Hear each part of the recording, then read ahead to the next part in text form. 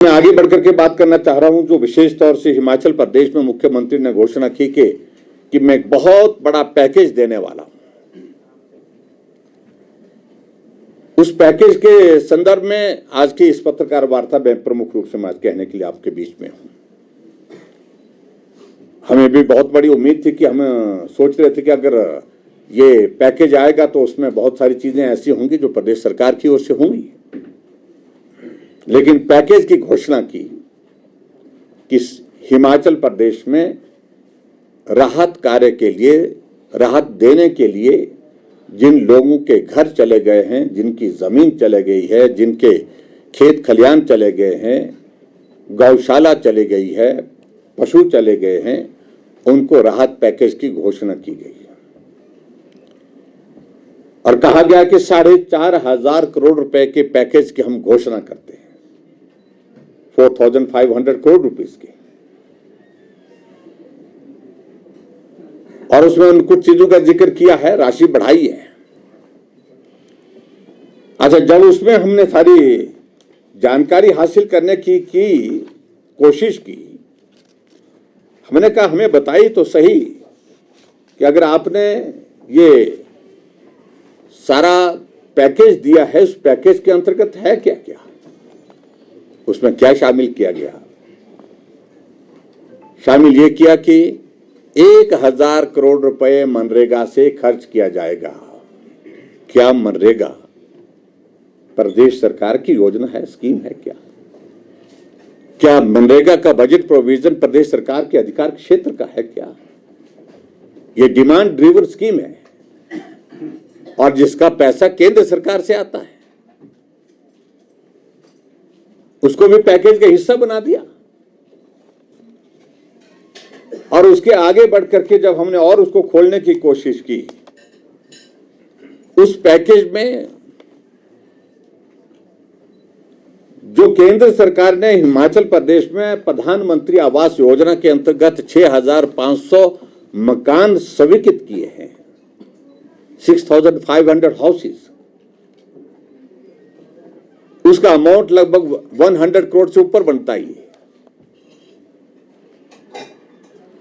वो भी उसका हिस्सा बना दिया। वो भी पैकेज का हिस्सा।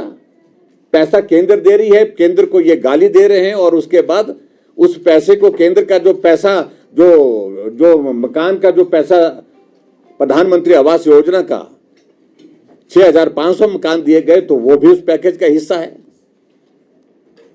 वाह भाई सुखू जी,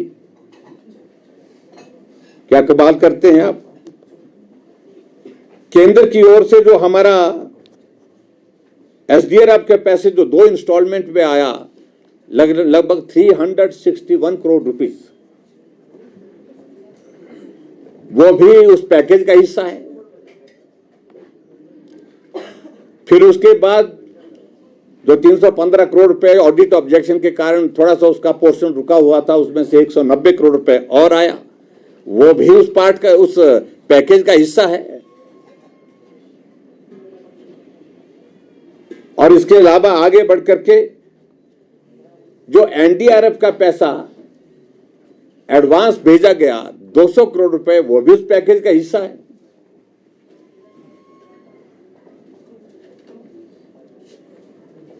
और उसके बाद आगे बढ़ करके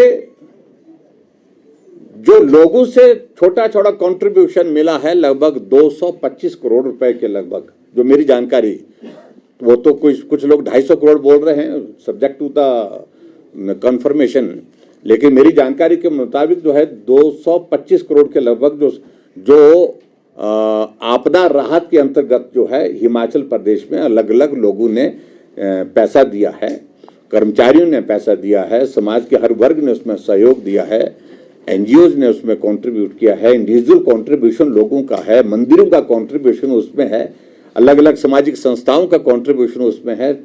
225 करोड़ रुपए वो भी उस पैकेज का हिस्सा बना दिया। और उसके बाद जो हमारा पैसा विकास के लिए पेंडिंग था, जो गया हुआ था डीसी के पास गया था, ब्लॉक के पास गया था, जो अनस्पेंट था वो पैसा वापस लेकर के वो भी उसमें डाल दिया गया, जो सैंक्शनड स्कीम्स के अगेंस्ट वो पैसा भी वापस लेकर के उसको भी उसका हिस्सा बना दिया। उसकी फिगर मेरे पास एग्जैक्ट अभी तक नहीं आ पाई, मैं उसका पता कर रहा हूं। चाहे वो नगर परिषद में गया था, नगर पंचायतों में गया था, चाहे वो ब्लॉक में गया था, पंचायतों में गया था, उस पैसे को वापस डाल करके वो भी पैकेज का हिस्सा बना दिया। और इसके अतिरिक्त थोड़ा सा पैसा जो उन्होंने जो है वो डीसीपी हेड का जो है वो पैसा डाल करके अपना पैकेज इस प्रकार से बना करके बहुत अट्रैक्टिव पैकेज बना करके जो है लोगों के सामने प्रस्तुत करने की कोशिश की है।